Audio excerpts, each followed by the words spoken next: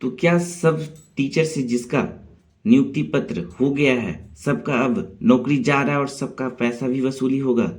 तो क्या है ये मुद्दा? आपने देखा कि डेली डेली कहीं ना कहीं से इतने शिक्षक को हटाया जा रहा है।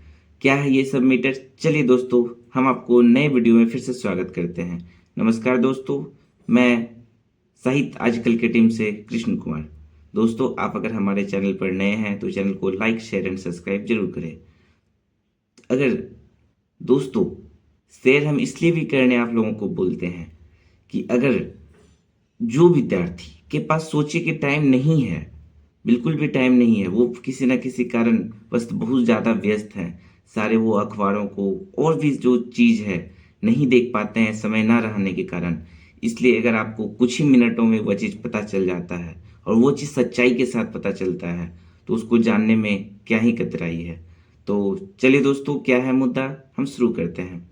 दोस्तों, आपने देखा होगा बीते दिन कि 10 शिक्षकों की नियुक्ति को रद्द कर दिया गया है।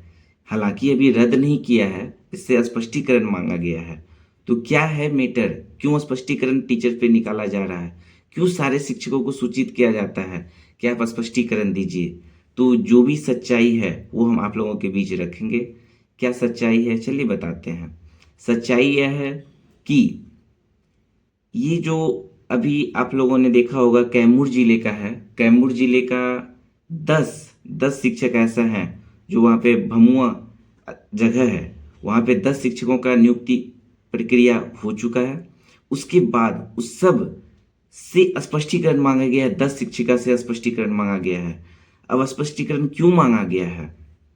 सबसे बड़ा मुद्दा यह है, स्पष्टीकरण इसलिए मांगा गया है कि आपने यह देखा होगा कि अगर आप बिहार के निवासी हैं तो, और वो अगर आप विवाहित हैं, अगर आप विवाहित होते हैं तो यहाँ पर होता क्या है कि लोग या विद्यार्थी सोचते हैं कि हम जहाँ पे विवाह किए, एक तो वहाँ का सर्टिफिकेट बनवा लेंगे और एक जहाँ से मेरा विवाह हुआ वहाँ से सर्टिफिकेट बनवा लेंगे। तो क्या है, ऐसा होता है कि आप दो दो जगह से बनवा ले और दो दो फायदा ले। तो दोस्तों, अगर आपने भी ऐसा कुछ काम किया है तो बिल्कुल आप संदेह के घेरे में हैं। अगर आप अविवाहित हैं, किसी महिला की बात हो रहा है यहाँ पे, अगर आप महिला कोई अविवाहित है तो वो जो अपना सर्टिफिकेट बनेगा वो भी उनके पिता के नाम से बनेगा। मतलब जहाँ पे महिला का घर है वहाँ के नाम से उसका भी निवासी या जो भी प्रमाण पत्र है अपने पिता के नाम से बनेगा अभी। अगर कोई महिला अविवाहित होती है, अविवाहित का मतलब वही चीज हो गया सेम। और अगर कोई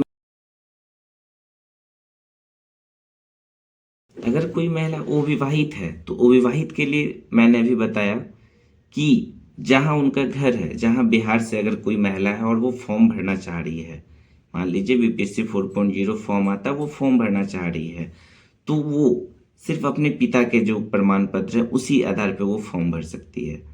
पर जिनका विवाह हो गया है और वो चाहते हैं कि मान लेते हैं मेरा घर बिहार है, मेरा शादी, वो महिला का शादी मान के चलिए झारखंड में होता है, तो वो उस कारण से महिला क्या सोचती है कि मेरा दो दो सर्टिफिकेट हो गया। अब एक तो मेरा बिहार वाला काम में आ जाएगा, फिर झारखंड वाला काम में आ जाएगा। पर ऐसा नहीं होता है। यह अब देखने मिल रहा है कि आप एक ही सर्टिफिकेट का यूज करेंगे। जैसे आप अगर विवाह बिहार से कर रहे हैं झारखंड में, तो झारखंड में जब आप शादी कर रहे हैं तो विवाह करने के बाद आपका जो सर्टिफिकेट बनेगा वो आपके पति के नाम से बनेगा। पति आपका अगर झारखंड का है तो फिर वो झारखंड के नाम से वहाँ से जो आय प्रमाण पत्र है या और भी जो आपका कैटेगरी कास्ट वाला सर्टिफिकेट होता है वो उनके पति के नाम से बनता है। ये मामला इसी पे है कि ये सब पहले अपना विवाहित करके, मतलब किसी और जगह के होंगे और वो विवाहित करके वो मामला दे दिए थे कि मेरा वहाँ का है तो मेरे पति के नाम से बनेगा, जो कि किसी का ऐसा है कि कोई शादी विवाह नहीं है।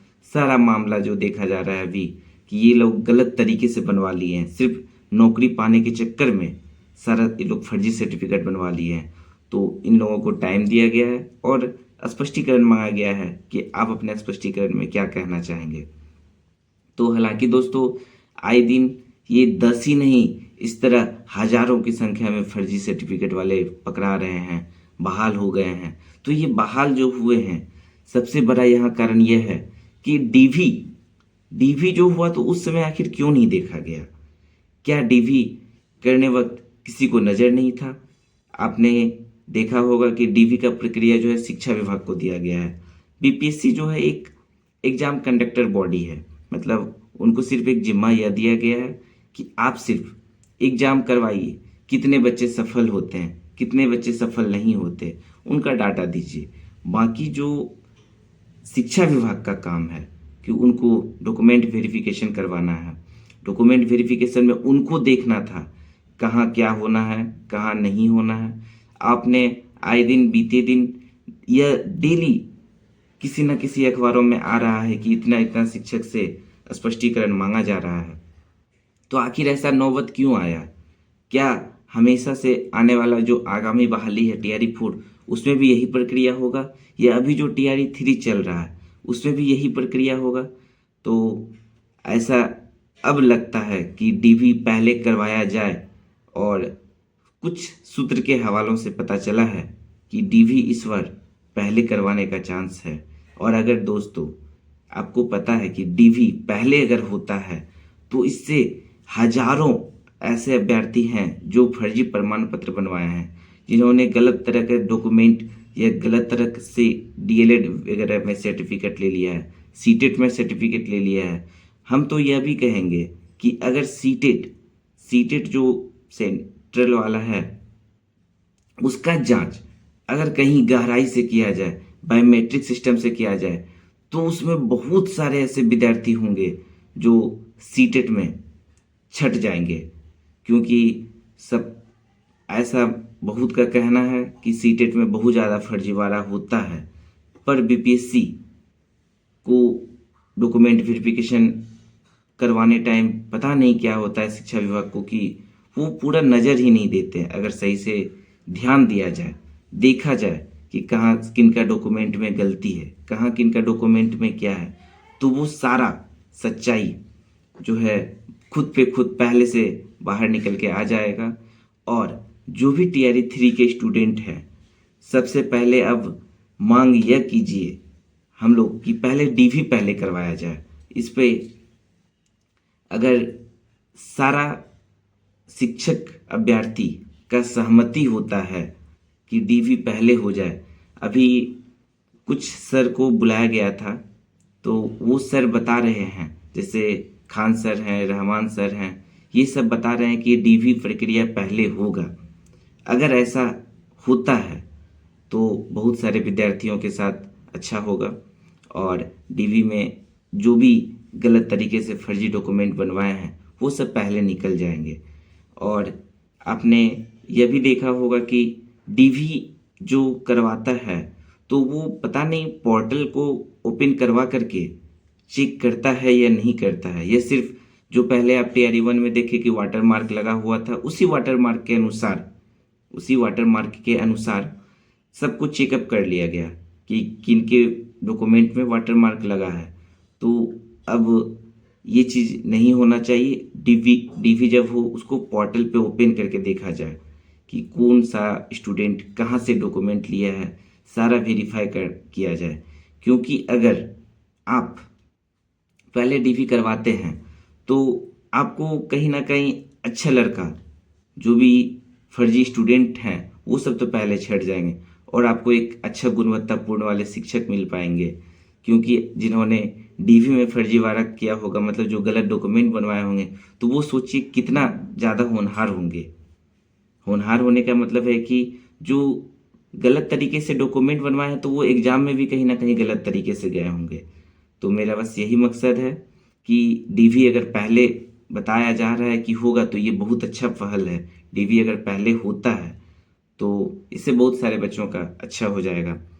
तो नमस्कार दोस्तों, आप अगर हमारे चैनल पे थे या अगर कोई और ऐसे स्टूडेंट हैं जो अभी हमारे चैनल को नहीं विजिट कर पा रहे हैं तो उन सब स्टूडेंट को हमारा चैनल ज़रूर शेयर करें। इससे एक अच्छा न्यूज़ तो मिलेगा ही मिलेगा, बाकी जो भी सच्चाई है वो सारा ही मिलेगा। तो चलिए दोस्तों, फिर से मिलते हैं नए वीडियो के साथ।